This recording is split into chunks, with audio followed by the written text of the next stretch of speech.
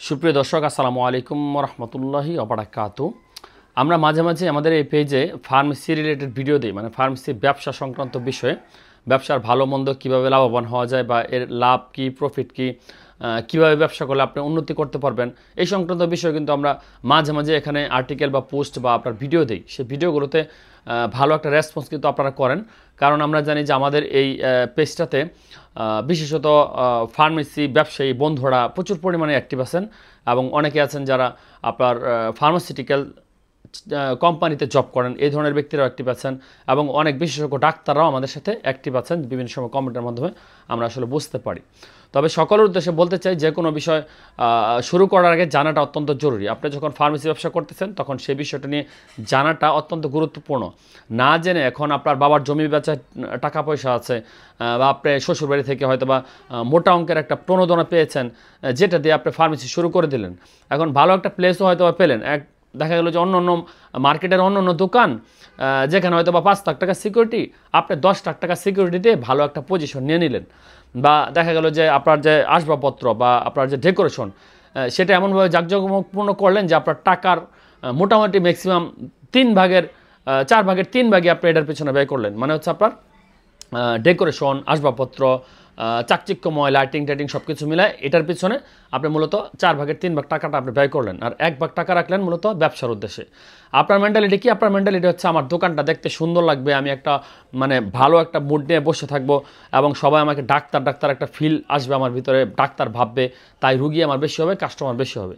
কিন্তু চিরন্তন সত্য কথা হচ্ছে যে আপনার দোকানে যদি প্রোডাক্ট বেশি থাকে, প্রোডাক্টের সাপ্লাই বেশি থাকে, তাহলে আপনি এই ব্যবসা টিকে থাকতে পারবেন। আর যদি সাপ্লাই কমে যায়, আপনার দোকানে এসে যদি প্রেসক্রিপশন নিয়ে মানুষ ঘুরে যায়, তাহলে কিন্তু এখানে আপনি ব্যবসায় শাইন করতে পারবেন না।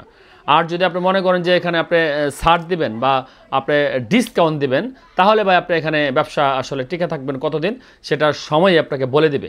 এখন দেখেন, আবার অনেকে বলতে পারেন যে ডিসকাউন্ট আমি নতুন অবস্থায় 5% 10% ডিসকাউন্ট দেবো, 1 বছর পর থেকে লাভ করব। এখন কাস্টমার কিন্তু ভাই এত বোকা না, যেই প্রোডাক্টগুলো আপনি ডিসকাউন্ট দিচ্ছেন বা যতদিন ডিসকাউন্ট দিচ্ছেন ততদিনই আপনার কাছ থেকে নেবে, বাকি সময় দেখবেন পরবর্তী সময় আর আপনার কাছে আসবে না। এখন মানুষ কিন্তু ভাই যথেষ্ট পরিমাণে বুদ্ধিমত্তা রাখে, বা এখন আধুনিক যুগ, সব কিছু সহজে জানা যায়। এখন যদি ছলচাতুরি করতে চান তাহলে কিন্তু ব্যবসা টিকে থাকতে পারবেন না।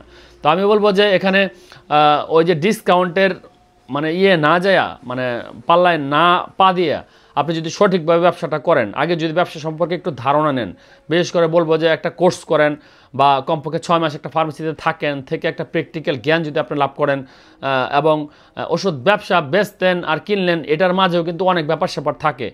আমরা যেমন মোটামুটি একটা অভিজ্ঞ পার্সন, যেহেতু এখানে 20-25 বছর যাবৎ ব্যবসা করতেছি, সেহেতু একটা কাস্টমার দেখলে আমরা কিন্তু তাকে পরিমাপ করতে পারি যে এই লোকটাকে কত টাকার ওষুধ দেওয়া যাবে। একটা প্রেসক্রিপশন যদি নিয়ে আসে যে এই প্রেসক্রিপশনে কত টাকার ওষুধ হলো, তখন আমাকে নানান ধরনের টেকনিক খাটাইতে হয়। যে সে তো অন্য দোকানে গেছে, অন্য দোকানে হয়তো বা যে দাম ধরছে তার চাইতে একটু কম বলতে হবে, বা কোনোভাবে তাকে আর কি এঙ্গেজ করতে হবে, যে কোনোভাবে হোক। যদি এঙ্গেজ করতে পারেন তাহলে আপনি এখানে সাফল্য পাবেন।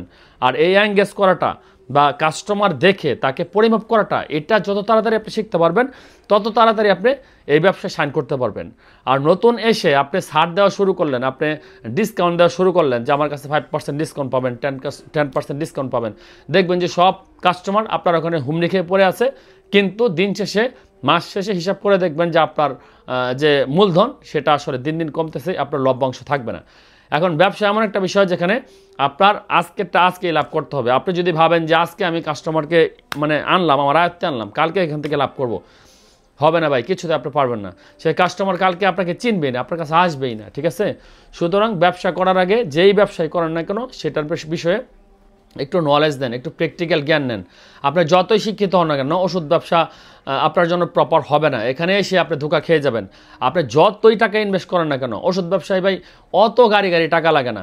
এখানে আপনার অভিজ্ঞতাটাই হচ্ছে সবচেয়ে বড় মূলধন। অভিজ্ঞতা খাটিয়ে আপনি বুদ্ধি টেকনিক খাটিয়ে যদি ব্যবসা করতে পারেন, আপনার মূলধন কম হলেও আপনি সুন্দরভাবে ব্যবসাটা পরিচালনা করতে পারবেন বলে আমি নিজে বিশ্বাস করি। তো এই বিষয়ে যদি আরও কোনো কিছু জানতে চান, কমেন্ট বক্সে লিখতে পারেন বা আমাকে পার্সোনালি জানাতে পারেন। আশা করি যে আপনাদের হেল্প হবে, বা এই বিষয়গুলো নিয়ে আমরা ভবিষ্যতে ভিডিও দেওয়ার চেষ্টা করব। ধন্যবাদ সবাই।